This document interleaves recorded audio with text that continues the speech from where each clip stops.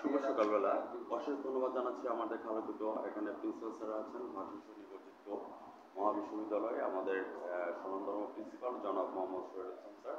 আপনাকে আমি ধন্যবাদ জ্ঞাপন করছি আমাদের সোশ্যাল মিডিয়া প্র্যাকটিস 29 চ্যানেল এবং জাতীয় পত্রিকা দৈনিক আজকে আলোকিত সকাল থেকে আপনার সাংবাদিক পড়া স্যার আপনার সঙ্গে আছে, সাথে আমাদের ভাইস প্রিন্সিপাল স্যার আছেন জনাব মোস্তাক আহমদ স্যারকে আমি ধন্যবাদ জ্ঞাপন করছি এবং আমাদের গভর্নিং বডি সদস্য আছেন, আপনাকে আমি ধন্যবাদ জ্ঞাপন করছি sir. As like as well আমি স্যার জানতে চাচ্ছি একজন শিক্ষার্থী ভালো রেজাল্ট করতে গেলে শিক্ষক, অভিভাবক এবং স্টুডেন্টের কী ধরনের পারফরমেন্স থাকা দরকার এই বিষয়টা নিয়ে স্যার কথা বলবেন জনাব শরীফ হোসেন স্যার আমাদের প্রিন্সিপাল।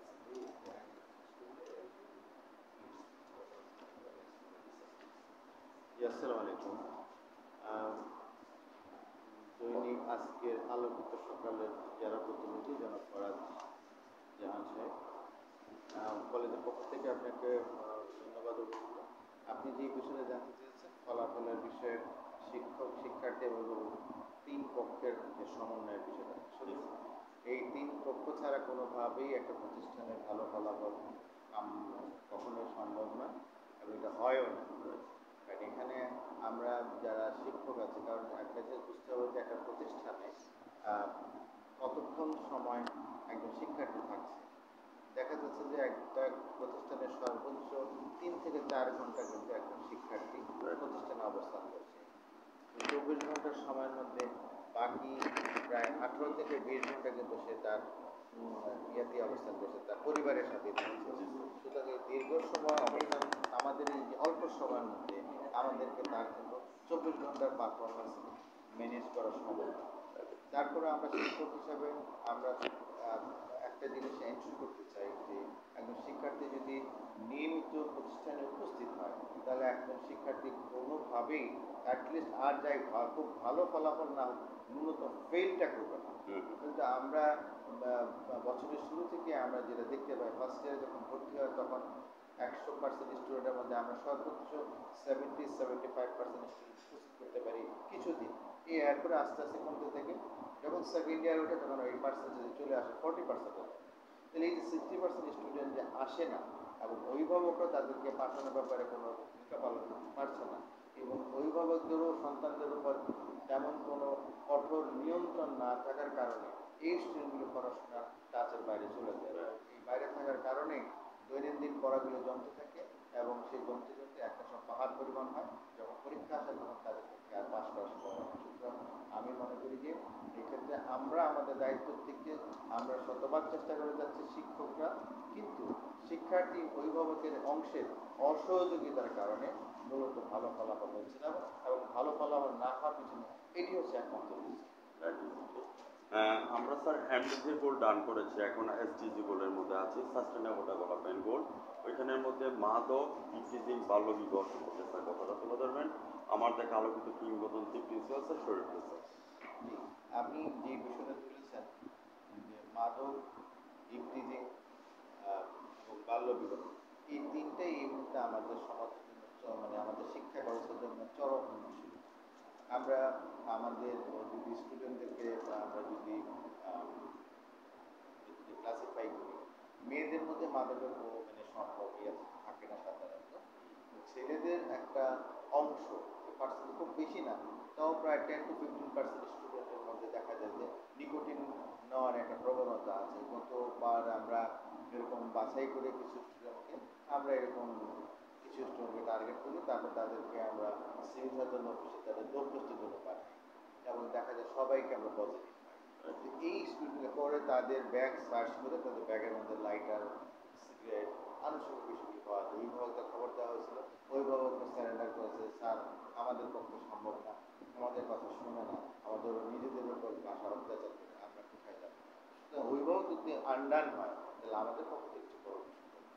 সেকেন্ডলি হচ্ছে ইফটিজিং এর বিষয়টা। ইফটিজিং এর বিষয়টা মোটামুটি এখন আগের মতো নাই, ইফটিজিং বিষয়টা কমে আসছে, কারণ সবাই সচেতন আছে, শিক্ষার্থীরা যেমন সচেতন, মেয়েরা যেমন সচেতন আছে। হ্যাঁ, তবে স্মার্টফোনের নেগেটিভ ব্যবহারের কারণে এই অনেক সময় অনেক মেয়েরা বিপদগ্রস্ত হয় এবং অনেক মেয়েরা তাদের ব্যক্তিগত ছবি শেয়ার করার মধ্য দিয়ে তারা ব্ল্যাকমেলিংয়ের শিকার হয়। এরকম ঘটনা আমরা প্রায় সময় দেখি এবং যে নিয়ে সমাজে থার্ডলি যেটা হচ্ছে বাল্যবিবাহ, এটা চরম আকার ধারণ করছে। চরম আকার এখন যেহেতু বৈশ্বিক অর্থনীতির বড় মন্দাভাব চলছে এবং সব জায়গায় এবং দেশের প্রেক্ষাপট পরিবর্তনের পরে বেকারত্বের হার অনেক বেড়ে গেছে, যে কারণে পরিবার বিশেষ করে মেয়েদের ক্ষেত্রে যারা অভিভাবক তারা মেয়েদেরকে আর বেশি দূর টেনে নিয়ে যেতে পারছে না আর্থিক সক্ষমতার অভাবের কারণে। তখন তারা চেষ্টা করে ইন্টারমিডিয়েট আসলে, যখন আশপাশে যারা বিদেশ ফেরত যারা আছে তাদের হাতে মেয়েটাকে দ্রুত তুলে দেওয়া হবে। আমরা অনেক মেয়েকে পেয়েছি এই ধরনের সমস্যা নিয়ে। এবং দেখা যায় যে এই যে অল্প সময়ে, যেমন আমরা কিছুদিন বেলা মাত্র ফার্স্ট ইয়ারে ভর্তি হয়েছে, ভর্তি হয়ে বসে সে প্রেগনেন্ট এবং অলরেডি সে বেবি ক্যারিং তার সময় চলে আসছে। এই সময়টার মধ্যে আসলে আমাদের পক্ষে কিন্তু কোনোভাবেই সম্ভব হচ্ছে না, গার্জিয়ান যদি সচেতন না হয়। কারণ আমরা আমাদের শ্রেণীকক্ষে প্রথম দিন যেদিন আমাদের নবীনকরণ হয় সেদিনই আমরা বলে দিয়েছিলাম যে অ্যাটলিস্ট শিক্ষার্থীদের জন্য উচ্চ মাধ্যমিক শ্রেণী পর্যন্ত যেন তাদেরকে পড়াশোনা করে। উচ্চ মাধ্যমিক পাশ না করলে আমরা তো কোনোভাবেই তাদেরকে আমরা কোনোভাবেই আমি শিখিয়ে দিই। কারণ বাল্যবিবাহের একটা বড় ডিমেরিটস হলো যে 1-1.5 বছর পরেই কিন্তু এই মেয়েটা তার শ্বশুর বাড়িতে ফেরত চলে আসবে। ছেলেরা দেশের বাইরে থাকে, একটা বাচ্চা নিয়ে ফেরত আসে, তখন তার পড়াশোনা হয় না, ফ্যামিলিটাও হয় না। এই ধরনের জন্য আমরা অভিভাবকদেরকে আরো সচেতন হওয়ার জন্য। ধন্যবাদ স্যার। আমি মোস্তাক সাহেবের কাছে যাচ্ছি। Sir, as a vice principal হিসেবে জয়েন করাতে আপনার অনুভূতি কেমন লাগছে এবং what's your next dream and next গোল? সম্মানিত মোস্তাক স্যার, আমাদের আলোকিত এবং কিংবদন্তি ভাইস প্রিন্সিপাল। হ্যাঁ। অধ্যক্ষ স্যার তো বললেনই। তারপর আপনার অনুভূতি এবং স্যার সম্পর্কে কিছু কথা জানতে হবে। আমি সামাজিক পড়াতে আপনার সঙ্গে আছি। রিং বাজতেছে। না, অসুবিধা নেই, এটা হবে। হ্যাঁ স্যার। ধন্যবাদ আপনাকে। প্রথমে আমি অধ্যক্ষ স্যারের প্রতি কৃতজ্ঞতা জানাচ্ছি যে স্যার সুন্দর বলেছেন। আসলে বাস্তবতাটা এমনই, স্যার যেভাবে বলেছেন যে আমাদের বর্তমান যে সামাজিক প্রেক্ষাপট এবং সামাজিক অবক্ষয়, এটি আসলে আমাদের শিক্ষা ব্যবস্থাকে অন্তরায় হয়ে দাঁড়িয়েছে। টিজি, মাদক এগুলো তো আছেই, এগুলো থেকে আমাদের সন্তানদেরকে আমরা সচেতন করতে পারছি না। এখানে অভিভাবকদের ভূমিকা আছে। অভিভাবকরা যদি আরো সচেতন না হন তাহলে শুধু শিক্ষকের পক্ষে এটা থাকা সম্ভব নয়।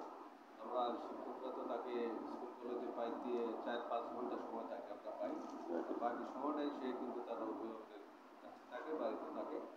সেখানে যদি অভিভাবক সচেতন না হন, সে কোথায় যায়, সন্ধ্যায় বাসায় ফেরে কিনা, বা তার হাতে যে মোবাইলটি দেওয়া আছে সেই মোবাইলটি আসলে যে সে সদ্ব্যবহার করে কিনা, এটা একটা বড় সমস্যা। মোবাইলটাকে নিয়ন্ত্রণ করা আমি মনে করি জরুরি। তাহলে সে তার পড়াশোনার প্রতি সে আরো মনোযোগী হবে। সেই মনোযোগী না হলে কিন্তু এটা ভালো ফলাফল করার কোনো সুযোগ নেই। আর তাকে বিশেষ করে অভিভাবকদের প্রতি আমাদের যেটা বলা থাকবে, অভিভাবকরা আসলে একটু আরো সচেতন হতে হবে। যারা পড়াশোনা কোথায় যায়, সন্ধ্যায় বাসায় ফিরে কিনা, বাইরের পর তাহলেই আসলে একটা ভালো ফলাফল করা সম্ভব হবে। আমরা গুগলের বরাবরই ভালো ফলাফল করছি, এবার বোর্ডের থেকে কিন্তু আমাদের পার্সেন্টেজ একটু বেশি আছে।